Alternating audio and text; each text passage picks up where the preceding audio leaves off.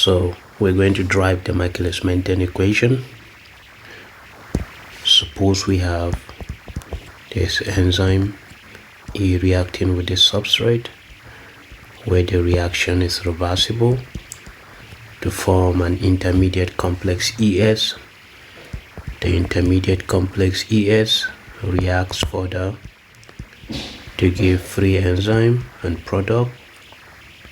Now if we say the rate of constant for this reaction, K1, the reaction constant for the reversible, K2, and this one is K3, then we can write this using law of mass action into a differential equation. So if we look at enzyme, how the concentration of enzyme will be changing with time. So we have E reacting with S. The reaction constant in that case is K1. So since E is a reactant in that case, it becomes minus K1 ES. So we have this ES can reverse to give us the reactant. So we have K2 ES. And now you come to this equation 2. You have ES also reacting to give free enzyme and product. So we have K3 ES. Similarly, for the complex, we can have this. We have E reacting with substrate to give us ES. So that is positive, because that reaction produces the complex. Then this reaction can reverse back. That is negative because it's breaking to give you the reactant. Then in equation 2 you have ES breaking to give you E plus P. So this is the equation for the complex. We can do the same thing for the substrate. For the substrate in equation 1, we have enzyme reacting with the substrate, so that is minus because substrate is getting consumed in that case. So we have still in equation 1, ES can reverse back to give us substrate, so that is plus because that reaction produces substrate. So this is it. Then for the product, only equation 2 contains product. So what is going to happen there is we have this ES reacting, and the rate constant for that reaction is K3. That's the reaction constant. So we have K3. This gives us the reaction equation, the differential equation for that reaction 2, which gives product. Now we can use what we call either rapid equilibrium assumption, or we use steady state assumption to drive the Michaelis-Menten equation. Now the steady state assumption, we are going to assume that the concentration is not changing. The reason why the concentration is not changing is because the rate of the formation of the complex ES is equal to the rate of the consumption of the complex. So because of that, this derivative will be equals to steady state. So this will be equals to 0. So now if that is equals to 0, then I can call this one equation 3, equation 4, equation 5, equation 6 for reference purpose. Not this one.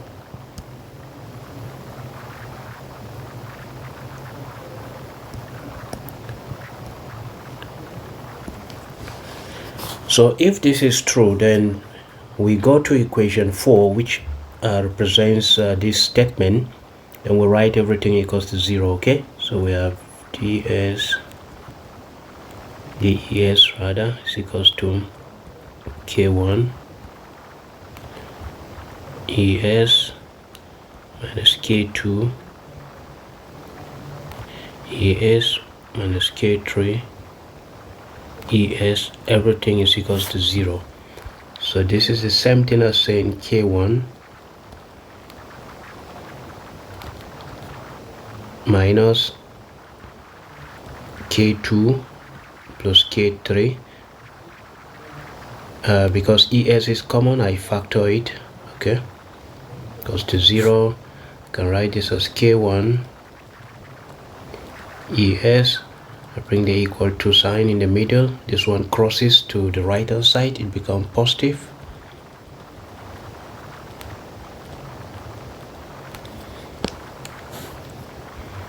So we can divide both sides. You can divide both sides first by k1, then you later divide both sides by es.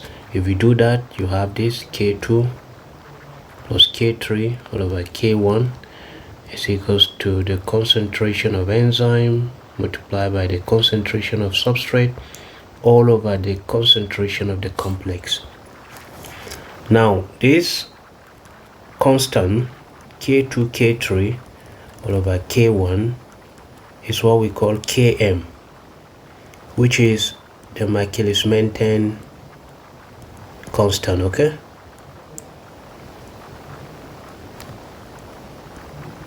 sometimes just Michaelis constant.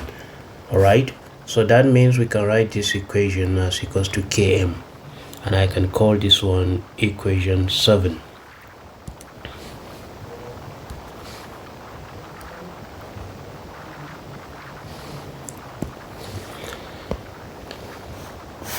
So the next thing for us to do is to get the total concentration of enzyme.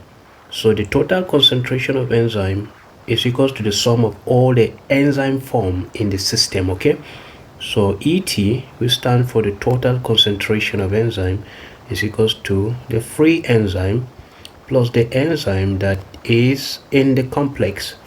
Okay, so now from equation 7 we can make E the subject in equation 7 and substitute here. So from here you make E the subject and you replace it here. Okay, so we have ET equals to, if you do that, you should have km es all over s, replacing E there, then you have es here. Now you can still factor es, make the necessary stuff here. You have et, just to simplify further, you can have km all over s plus 1. You can have es here. So we can have et equals to, you can get the LCM in the bracket, so you have km plus s all over s. Okay,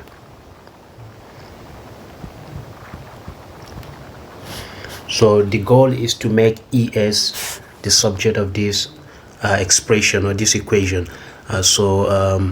You cross multiply, you do the necessary division, so you should have this times s all over km